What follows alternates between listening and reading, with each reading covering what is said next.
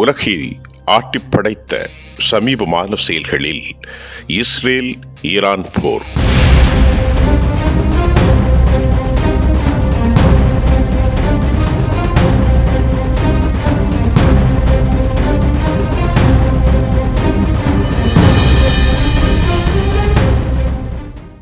Israel Iran போரில் இதுவரை இஸ்ரேலிலிருந்து பல தகவல்கள் மறைக்கப்பட்டது என்னவோ உண்மைதான். ஆனாலும் அவற்றை அறிந்து கொள்ள முடியாத அளவிற்கு இஸ்ரேல் பல கருப்பு சட்டங்கள், பல கருப்பு நடவடிக்கைகளை மேற்கொண்டன. தற்போது இந்த தாக்குதல் 12 நாட்களோடு முடிவான பின்பும் உண்மை தகவல்கள் இஸ்ரேலுடைய ஹேக் செய்யப்பட்ட வலைத்தளங்களிலிருந்து வெளியாகியிருக்கிறது. இதற்கு முன் பஹ்ரைனில் டாக்டர் அப்துல்லா அல் மன்சூரி மிகப்பெரிய கடற்படை மற்றும் இராணுவ செயல்பாட்டாளரும், பஹ்ரைன் பாதுகாப்பு துறை பல ஆண்டுகள் அனுபவம் பட்டவரும் தனது கருத்தில் இவ்வளவு பெரும் சேதங்கள் ஆனதாக உலகம் முழுவதும் வெளியாகியிருக்கிறது. இந்த 12 நாட்கள் போரில் ஈரானோடு நடந்த இந்த போரை இஸ்ரேல் இராணுவமும் அதன் தலைமையும் வேண்டுமென்றே முன்னெடுத்தது. அமெரிக்காவோடு பேச்சுவார்த்தை நடந்து கொண்டிருந்த போது அவற்றை செவிமடுக்க மறுத்த இஸ்ரேலிய அரச தலைமை ஈரானை அழித்தே ஆகும், ஈரானில் ஆட்சி மாற்றம் கொண்டு வரப்படும், ஈரானில் மனித உரிமை செயல்பாட்டாளர்களுக்கு இஸ்ரேல் நீதியை பெற்றுத்தரும் என்ற ஒரு பெரும் சொல்லாடலை முன்வைத்து இந்த தாக்குதலை அவர்கள் நடத்தினார்கள். உண்மையில் ஹேக் செய்யப்பட்ட ஹெர்ட்ஸ் தளத்திலிருந்து வெளியான பல நடவடிக்கைகளில் மூலம் இஸ்ரேல் என்னென்ன சேதத்தை இழந்திருக்கிறது அல்லது எவற்றை அவை பெற்றிருக்கிறது.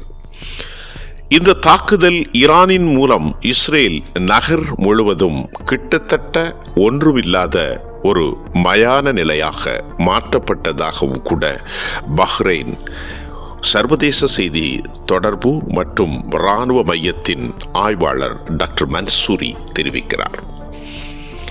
இஸ்ரேலிலிருந்து இந்த போரில் 2 மில்லியன் மக்கள் நாட்டை விட்டு தப்பி ஓடியிருக்கிறார்கள்.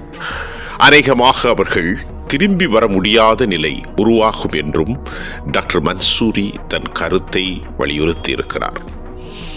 பெரும்பான்மையாக டெல் அவீவ், ஹைஃபா போன்ற நகரங்களில் இராணுவ தலைமையகம், இராணுவ இலக்குகள், இராணுவ உற்பத்தி கூடாரங்கள், ஆர்சனல், இராணுவ தளவாடங்கள், சாதனங்களை வைக்குமிடங்கள் என குறிப்பாக தெளிவாக அவர்கள் ஈரான் தாக்குதலை நடத்தியது.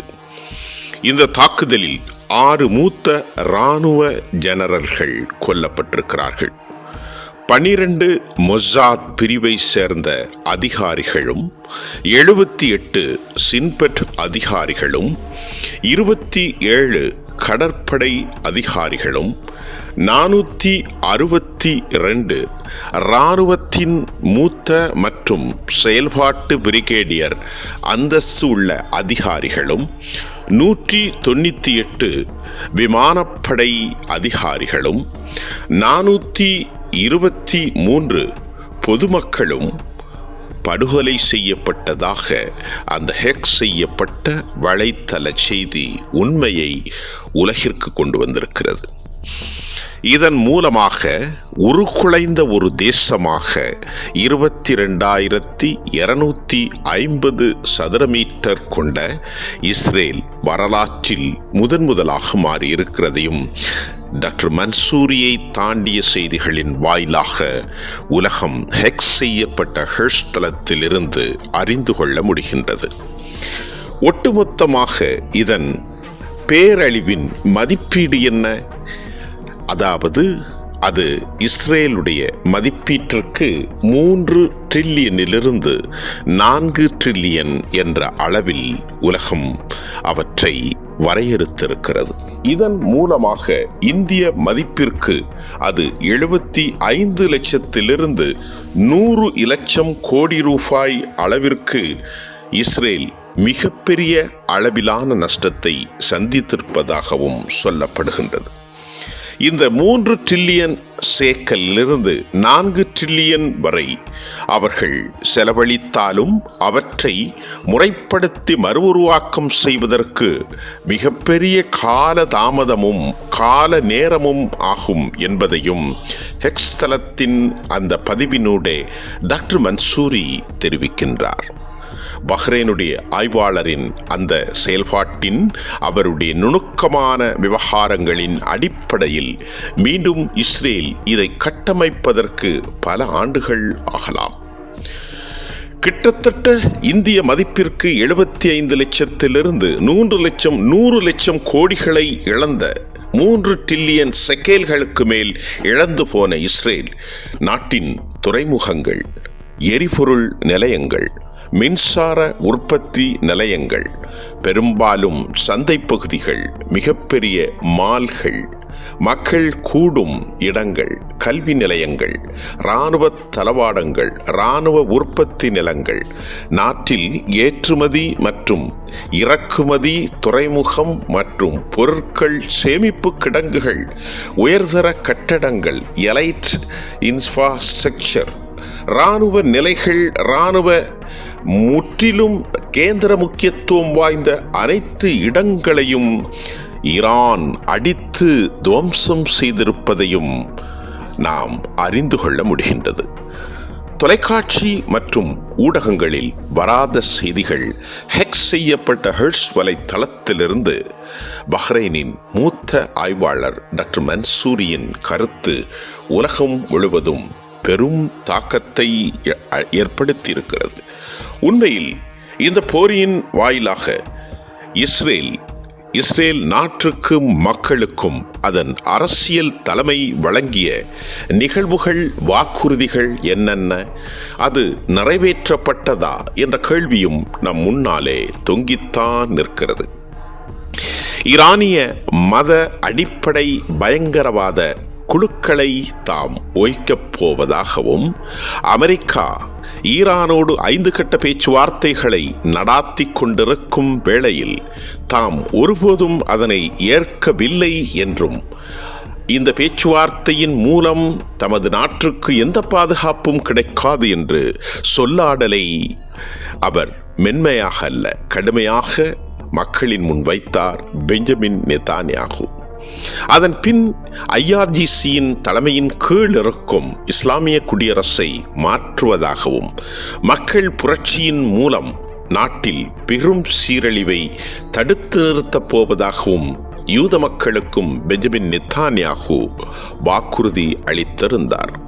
அதை போன்று ஆபத்தான அணு கட்டமைப்புகளை அழித்து தரைமட்டமாக்கப் போவதாகவும் அவர் வாக்குறுதி அளித்திருந்தார். உண்மையில் நடந்ததென்ன? ஆபத்தான 3 அணு உற்பத்தி கூடங்களில் எதுவும் நடக்கவில்லை என சர்வதேச இன்டர்நேஷனல் ஆட்டோமிக் எனர்ஜி ஏஜென்சி தெளிவுபடுத்தியது, உலகமும் அறிந்து கொண்டது. ஈரானில் பாதிப்புகள் அதிகம்தான், ஆனாலும் இஸ்ரேலை அவர்கள் ஒப்பீட்டு செய்யும்போது ஈரானின் பாதிப்புகள் பெரிய அளவில் இல்லை என்றும், அவற்றை மக்களின் மனநிலையோடு அவர்கள் இறுதியாக வேகமாக மறுஉருவாக்கம் செய்வதை காட்டிலும் இஸ்ரேல் பெரும் அளவில் பல்லாண்டுகள் தன் வாழ்வில் மக்களின் பால் சமூகச் சீரழிவையும் இராணுவ கட்டமைப்புகளை இழந்து அது தவிக்கப் போகிறது என்பதுதான் பெரும் சிக்கல். மேற்கத்திய நாடுகள் இந்த போரில் ஈரானின் வல்லமைகளை அறிந்திருக்கவில்லை. குறிப்பாக அமெரிக்காவும் அறிந்திருக்கவில்லை.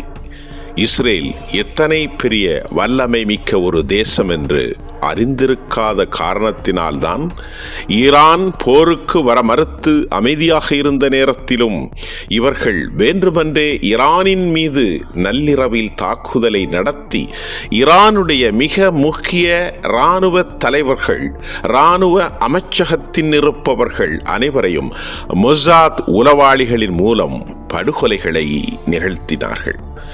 இதனால் அச்சமுற்ற ஈரான் தன் வலிமையை முழுமையாக காட்டத் தொடங்கியது. 500க்கும் மேற்பட்ட பலிஸ்டிக், ஹைப்பர்சோனிக் மற்றும் ட்ரோன்களை அனுப்பி அது பரேஜ் என்று சொல்லப்படும் சரமரி தாக்குதலை நடாத்தி, இத்தாக்குதலின் மூலமாக பல்லாயிரக்கணக்கான மக்கள் படுகொலை செய்யப்பட்டும், பல்லாயிரக்கணக்கான கட்டடங்கள் அழிந்தும், பல்லாயிரக்கணக்கான இராணுவ நிலைகள், மின்சார கூடங்கள், உற்பத்தி கூடங்கள், போர்ட், துறைமுகங்கள் அனைத்தும் இழந்து இன்றைக்கு இந்திய மதிப்பிற்கு 25 ரூபாய்க்கு மேலான ஷெக்கல் 3 டிரில்லியன், அதாவது 75லிருந்து 100 லட்சம் கோடி ரூபாய்களை பெஞ்சமின் நெத்தானியாகு இழந்திருக்கிறார். அந்த தேசம் அல்லது இழப்பதற்கு காரணமாக இருந்திருக்கிறார். 3 மில்லியன் மக்கள் தேசத்தை விட்டு சென்ற பிறகும் இது அமைதியான மண்டலமாக இல்லை. இனி ஒருபோதும் இந்த மண்டலத்தில் அமைதி திரும்பாது என உளவியல் ரீதியாக அவர்கள் பாதிப்பதே இந்த வெளியேற்றத்திற்கும் சைப்ரஸின் அவர்கள் குடிபுகுந்ததற்கும் காரணம் என்றும் செய்திகள் வந்திருக்கிறது. டுவல் சிட்டிசனை கொண்டிருக்கிற ஏராளமான இஸ்ரேல் மக்கள் வருங்காலத்தில் ஏற்பட போகும் அனர்த்தத்தையும், பற்றி எரிகின்ற சுற்றி இருக்கும் அரபுகளின் வல்லமையும், மீண்டும் மத்திய கிழக்கில் இராணுவ கேந்திரத்தில் சர்வதேச நாடுகளுக்கு இணையாக உருவாகியிருக்கும் ஈரானின் கர்ஜனையும் அவர்களை இந்த பக்கம் மீண்டும் திரும்பிவிட செய்யாது என்பதை மட்டுமல்ல, பல நாட்கள், பல ஆண்டுகள் யோசிக்கச் செய்யும் என்பதும் மன்சூரியினுடைய மாபெரும் கருத்தாக இருக்கிறது.